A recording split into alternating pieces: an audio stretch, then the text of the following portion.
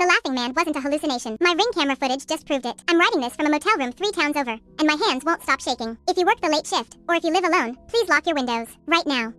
I'm a night shift data analyst. I work from home, completely nocturnal, which means by 3 a.m., my world is dead quiet. I live in a relatively safe, secluded suburb, so I've always kept the blinds up. I liked looking out at the moonlight while I coded. About 2 weeks ago, I started hearing this faint, rhythmic thudding sound. Thump, thump, thump. It happened every night at exactly 3:14 a.m. I assumed it was a stray animal, or maybe a loose tree branch hitting the side of the house. I ignored it.